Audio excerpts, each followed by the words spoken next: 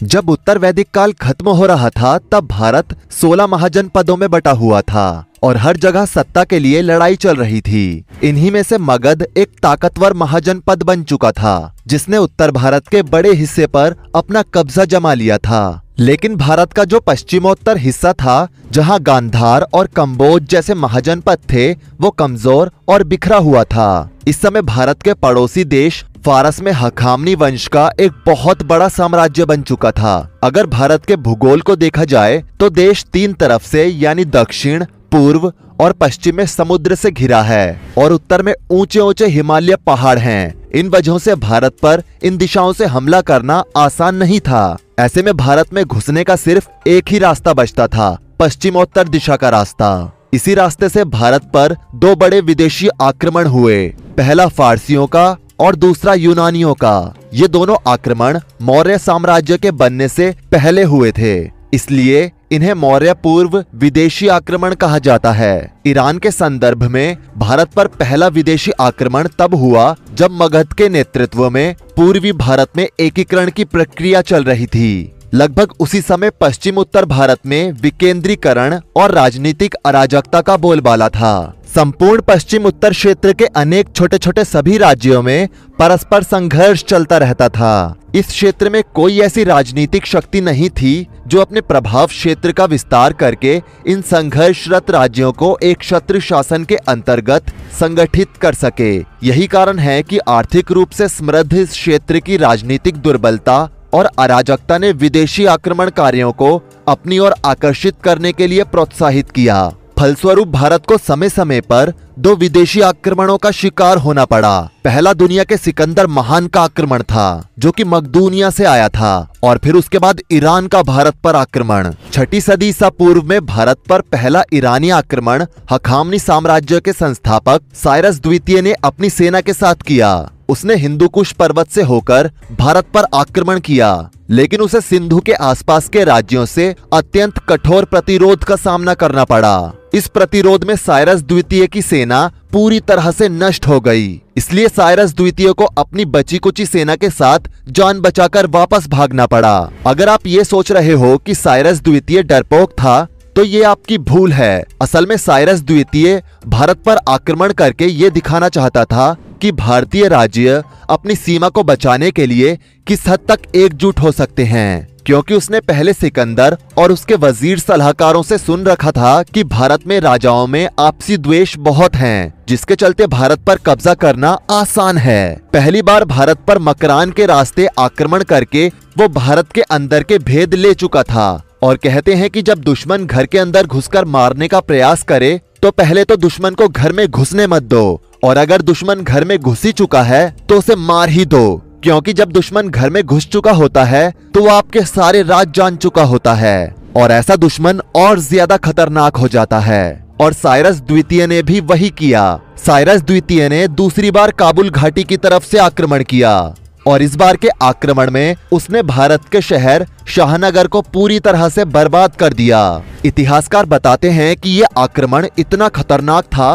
कि देखने वालों के दिल में उसका डर बैठ गया था। किसी का सर नहीं मिल रहा था तो किसी के शरीर के टुकड़े बिखरे पड़े थे। औरतों और लड़कियों के साथ दरिंदगी की सारी हदें पार कर दी गई थी। कहते हैं कि इसी एक आक्रमण से साइरस द्वितीय की भारत पर जीत पक्की हो चुकी थी। आसपास के छोटे राजा उसे छुप छुप कर पैगाम भेजने लगे थे।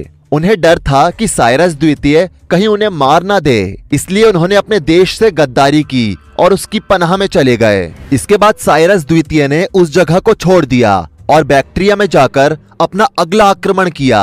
वहां भी उसे सफलता हासिल हुई। बैक्ट्रिया से वापस आकर उसने देखा कि शाहनगर पर अभी तक किसी ने अधिकार नहीं जमाया है। ये देखने के बाद उसे समझ आ गया था कि लोग उससे डरने लगे हैं। उसके बाद साइरस द्वितीय ने भारत के और हिस्सों पर अपना अधिकार जमाने के लिए तेजी से हमले किए। उसने हिंद महासागर तक अपना साम्राज्य बनाया। काबुल घाटी को भी उसने जीत लिया।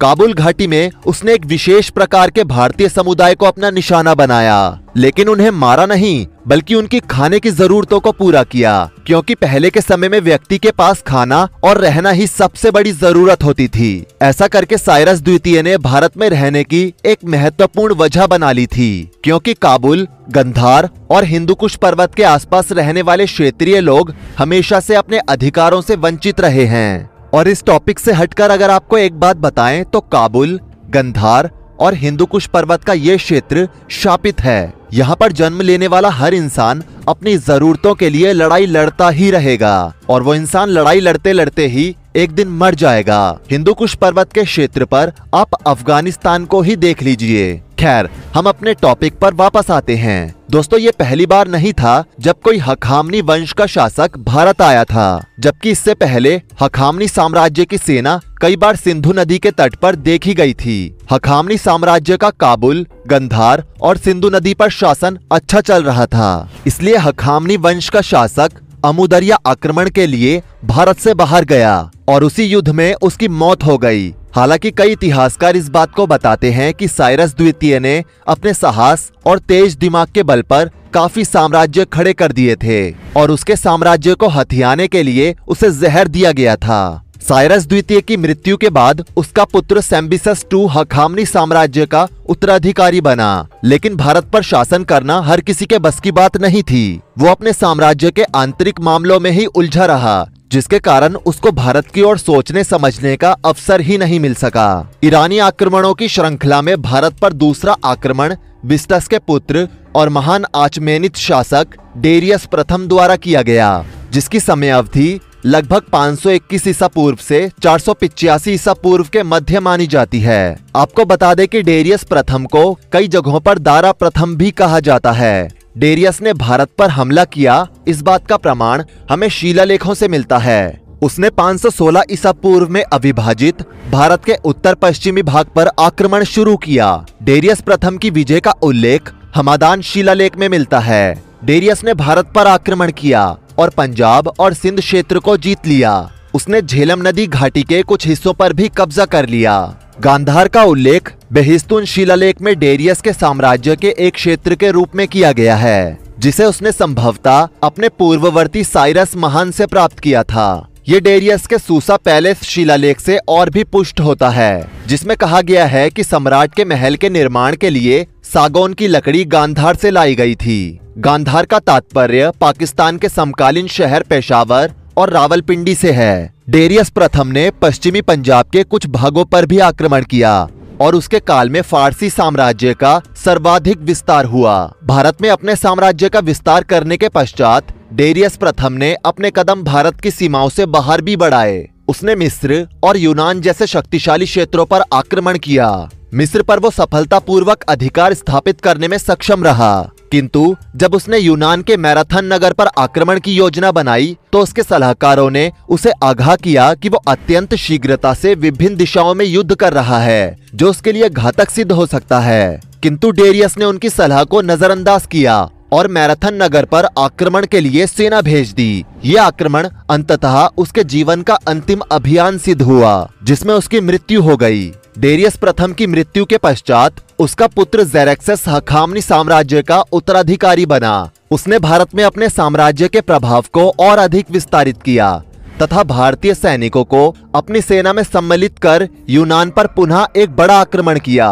किंतु ये अभियान हखामनी वंश के लिए विनाशकारी सिद्ध हुआ। इस युद्ध में ज़ेरेक्सस को करारी पराजय का सामना करना पड़ा। उसने न केवल अपनी विशाल सेना को खो दिया, बल्कि अपने अनुभवी वजीरों और साम्राज्य के अनेक संसाधनों से भी हाथ धो बैठा। ये पराजय हखामनी साम्राज्य के वैभव को एक गंभीर झटका देने वाली सिद्ध हुई। ग्रीस में ज़ेरेक्सस की हार के कारण भारत में फारसी प्रभुत्व कम हो गया। हालांकि अचमेनिद राजवंश यानी कि हखामनी साम्राज्य ने 330 ईसा पूर्व तक भारत पर शासन किया।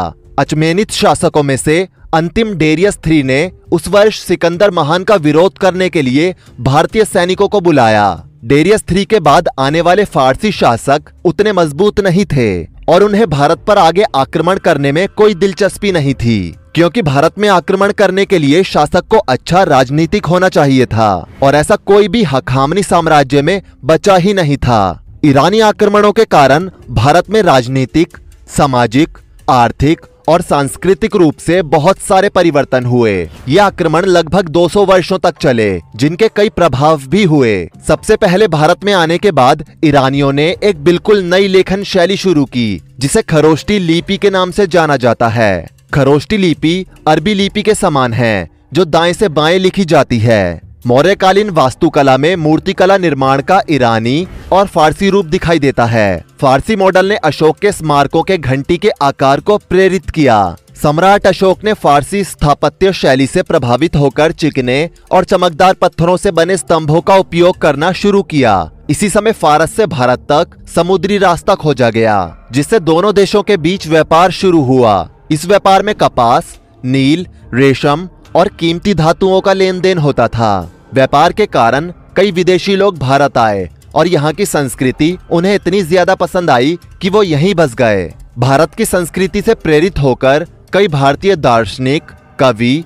विद्वान और बुद्धिजीवी फारस गए और वहाँ भारतीय संस्कृति, कला और वास्तुकला को फैलाया। इसका असर फारसी सिक्कों पर भी पड़ा, जो अब सुंदर और कलात्मक ढंग से बनाए जाने लगे। भारतीय राजाओं ने भी ऐसे ही सुंदर सिक्कों को अपनी मुद्रा के रूप में अपनाया। फारसी आक्रमणों के बाद कुछ भारतीय लोगों ने फारसी रीति रिवाजों और परंपराओं को भी अपनाया। इस तरह भारत और फारस के बीच गहरा सांस्कृतिक संबंध बन गया, जिस कारण पूरे भारत में आज भी इनकी कलाएं देखी जाती हैं। दोस्तों, इतिहास गवाह है कि भारत ने हर आक्रमण का डटकर सामना किया, लेकिन लड़ाई के बाद भी भारत ने अपने अच्छे व्यवहार, ज्ञान और परंपराओं से दुश्मनों को भी अपना बना लिया। यही हमारी सबसे बड़ी ताकत है। तो दोस्तों, ये है भारत पर हुए फारसियों और यूनानियों के द्वारा आक्रमण की संपूर्ण जानकारी। आपको पसंद आई हो तो वीडियो को लाइक करें, शेयर करें और ऐसी ही और वीडियोस के लिए इस चैनल को सब्सक्राइब करके साथ में बेल नोटिफिकेशन को भी ऑल पर सेट कर लें। धन्यवाद।